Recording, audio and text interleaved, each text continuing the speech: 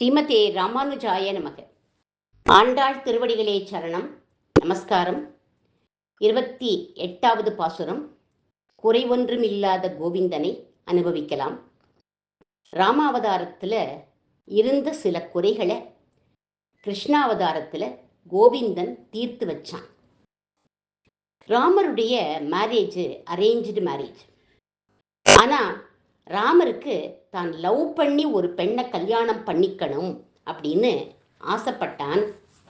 அந்த குறை கிருஷ்ணாவதாரத்தில் தீர்ந்து போயிடுச்சு. லவ் தான். கோபிகைகளோட ராதையோட பிருந்தாவனமும் நந்தகுமாரனும் யாவருக்கும் பொது செல்வமன்றோ, ஏனோ ராதா இருந்த பொறாமை யார்தான் அழகால் மயங்காதவரோ, புல்லாங்குழல் இசை இனிமையினாலே உள்ளமெஜில் என துள்ளாத, ராகத்திலே அனுராகமேவினால் ஜகமே ஊஞ்சலில் ஆடாத. இப்படி ஒரே ஆட்டமும் பாட்டமும் தான்.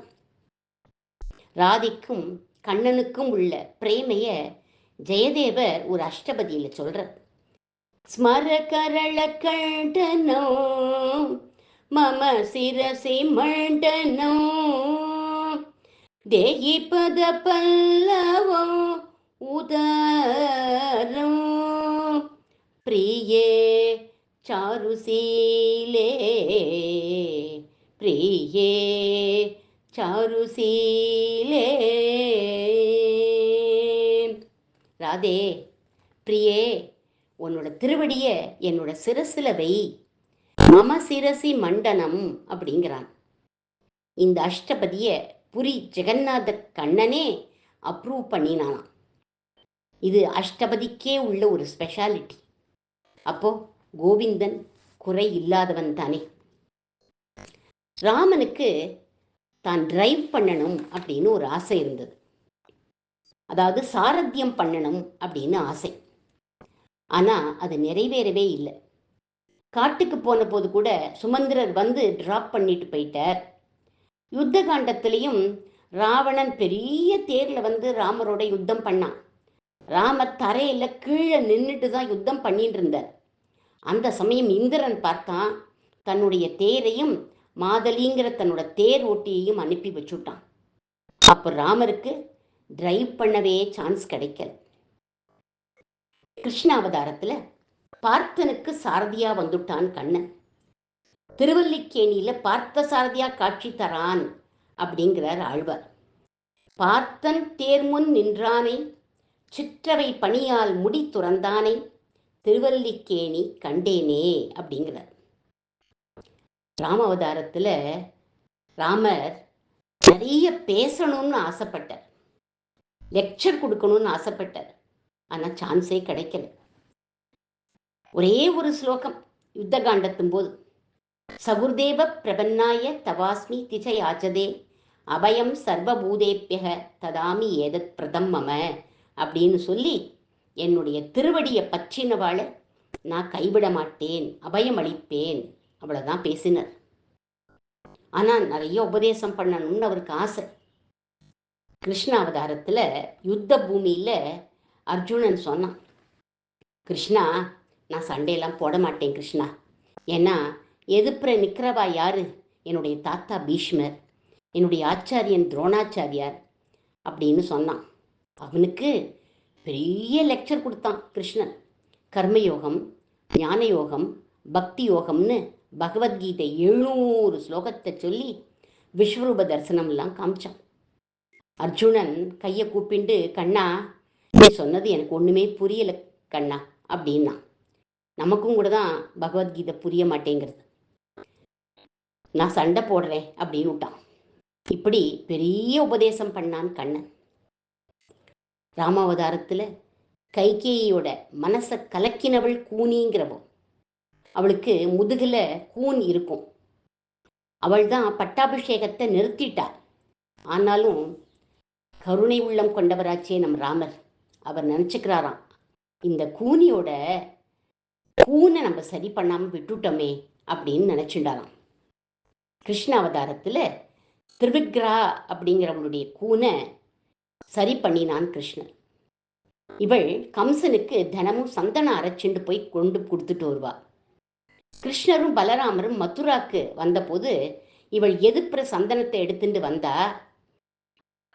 அப்போ அந்த சமயம் கிருஷ்ணன் அவள்கிட்டேந்து குப்ஜான்னு அவளை கூப்பிட்டு, அவளுக்கு பேர் குப்ஜா, கூப்பிட்டு அவள்கிட்டேந்து சந்தனத்தை வாங்கி தானும் பூசிண்டான், அவளுக்கும் பூசி விட்டான். அவளுடைய 3 இடத்துல உள்ள அந்த கூனை சரி பண்ணிட்டான். அவளை அழகானவளா ஆக்கிட்டான், மிஸ் யூனிவர்ஸா ஆக்கிட்டான். அப்போ குறை ஒன்றும் இல்லாத கோவிந்தன் தானே கண்ணன். ராமர் வைகுண்டம் போற போது எல்லாரையும் அழைச்சிட்டு போனார்.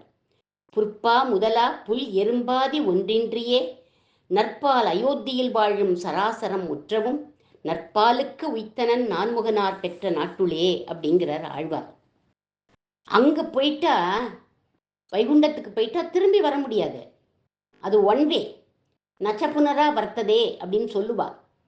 ஆனா ராமச்சந்திரமூர்த்திக்கு அவதார காலத்திலேயே, அவர் அவதாரம் பண்ணியிருந்த அந்த காலத்திலேயே அங்க போனா திரும்பி வரணும்னு ஒரு ஆசை இருந்துதான்.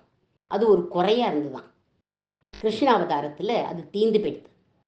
ஒரு பிராமணரோட குழந்தைகள் துவாரகையில இறந்து போயிட்டே இருந்தது. அப்போ அந்த பிராமணர் கண்ணனுடைய கிரகத்துக்கு முன்னாடி நின்று கத்தினர். அந்த சமயம் அர்ஜுனன் சொன்னா, இப்போ பிறக்க போற குழந்தைய நான் காப்பாத்தி கொடுக்குறேன் அப்படின்னு சொன்னான். அவனாலையும் காப்பாற்ற முடியல. சொல்ல காப்பாற்ற முடியலையேன்னு அக்னி பிரவேசம் பண்ண போயிட்டான் அர்ஜுனன். அந்த சமயம் கிருஷ்ணன் வந்தான். அர்ஜுனனையும் அந்த பிராமணரையும் அழைச்சிண்டு வைகுண்டம் போய் குழந்தைகள் எல்லாம் மீட்டு பிராமணர்கிட்ட ஒப்படைச்சான். அர்ஜுனனோட வைகுண்டத்திலேருந்து திரும்பி வந்துட்டான்.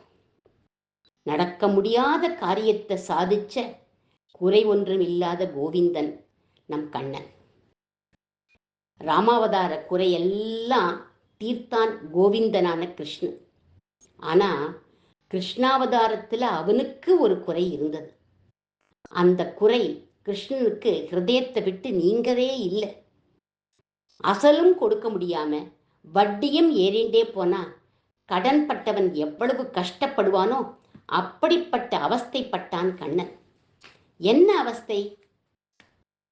கோவிந்தா புண்டரீகாட்சா ரக்ஷமாம்னு நடு சபையில திரௌபதியின் வஸ்திரத்தை இழுத்து மானபங்கம் பண்ண போது நான் ஓடி போய் ரட்சிக்கலையே, நான் போய் அவளை காப்பாத்தலையே, என்னுடைய கோவிந்த நாமம் அல்லவோ ரட்சிச்சுது அப்படிங்கிற ஒரு குறை இருந்துதான் கண்ணனுக்கு.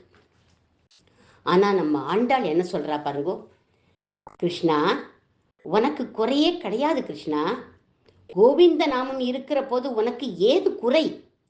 உன்னோட குறையை தீர்த்து வச்சது அந்த கோவிந்த நாமம்.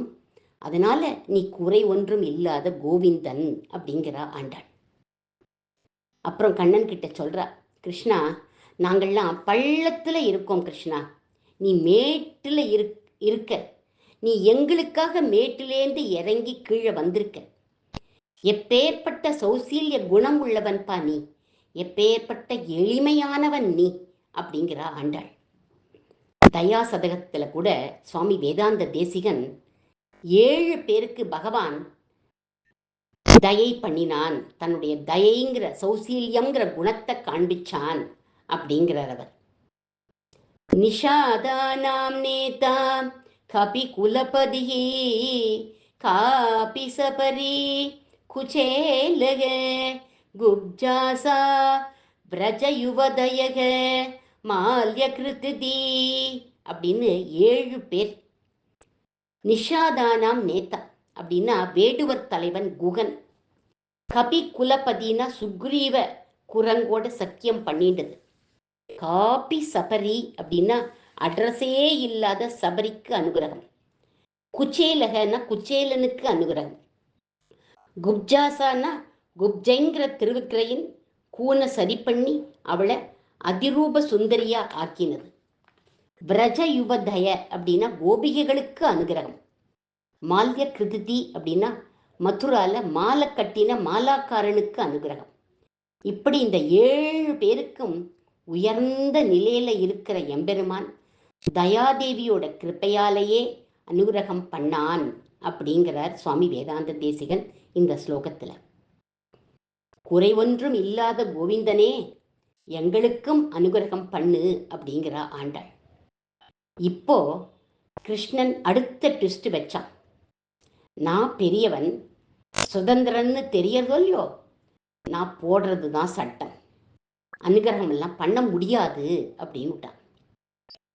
இல்லை கிருஷ்ணா, நீ பண்ணித்தான் ஆகணும்னு ஆண்டாள் ஒரு ட்விஸ்ட் வச்சா. அந்த ட்விஸ்ட்டை நாம் நாளை அனுபவிக்கலாம். ஆண்டாள் திருவடிகளே சரணம்.